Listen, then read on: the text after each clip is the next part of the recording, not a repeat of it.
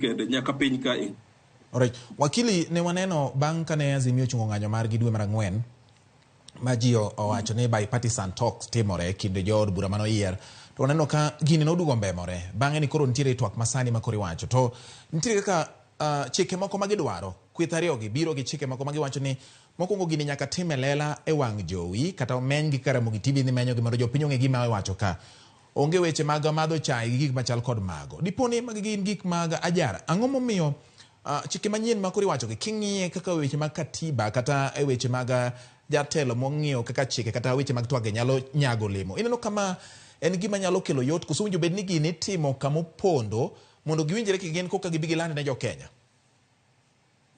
Mana kaka wacho chande, an gombo na en ni wuoyo margi kibed ni chungwa gi Kalonzo e jotelo.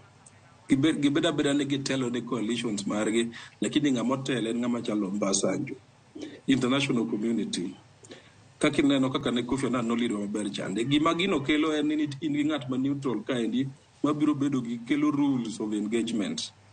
Ma kuro kuchako wuoyo ma proper, to ung'e gima uwacho, ung'eyo kaka uwache, ung'eyo kaka iluoro ji.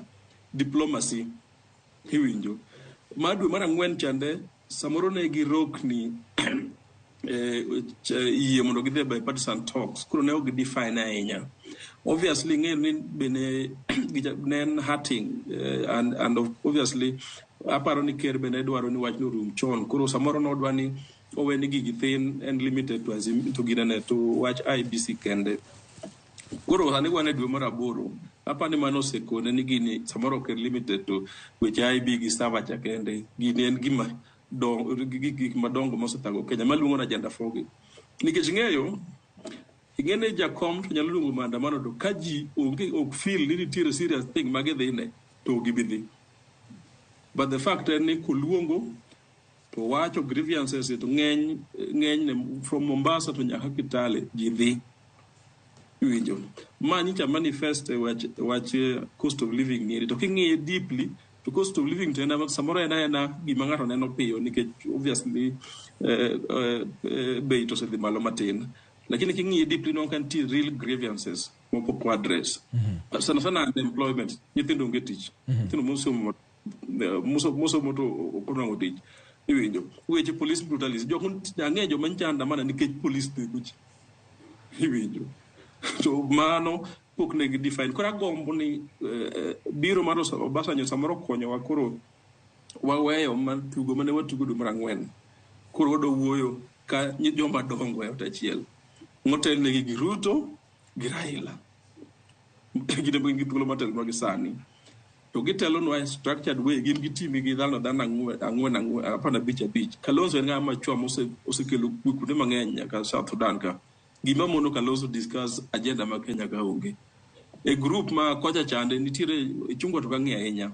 But nitiere jok ma king'iyo tineno kako nitiere jok ma soba kae. Iwinjo. Ma ka giwinjore maber, president owuon bo osebede gigi. Ka giwinjore maber to ginyalo keto kando jok ma extremist to gidhi agenda makonyo Kenya. Nikech another thing ma aparo pok ji ong'eyo en ni ka nitiere uncertainty, nitiere risk ma tulo mar maandamano ka ma jakom gine wacho dhi timo. Yes. To gik miwinjo president wacho gi teno dwa timo ne Kenya. Onge gima biro timo. Karibu giwinjo wacho tete musiko wacho modhi rally so lando no dhi timo gindi. Ibo fwenyo ni atendo dhi ok bitimo gi ka onge kwe. Yes. Ok giwinjore. Ineno ka moko osedhi e court. Ineno ka kas gine no ose appoint osedonje court. To remember no Uhuru be no appoint kas gine to court no donje to nikech ne gimosore ne odhi mbele. So nitiere gik ma ok obitimo makata en mana gi power marom nade ka ok winjore go position. Okay, nitiere gik ma position ok bitimo makata gi anda mana didi. Yes. Winjore ga sere. Winjo. Okay. Common sense. Gik mane ok define magidhi discuss and common sense. Remember ni ng'ama mor no siko iko nyithindwa e gweng' nikech maandamano be onge. En very important ni wang'e ni nyithindo ma tho gi weyo jonyuol gi weyo monde gi nyithindgi mang'awo bro take agonge. Koro maandamano be ok wanyal timo forever. But en mana language mar miyo sirkal wuo. Okay. Winjo. Koro jo Azimio gi jo Kenya Kwanza in brief in gi an one neutral in brief gisave wa flaka kena wach mano dulu gi focus e agenda. Okay.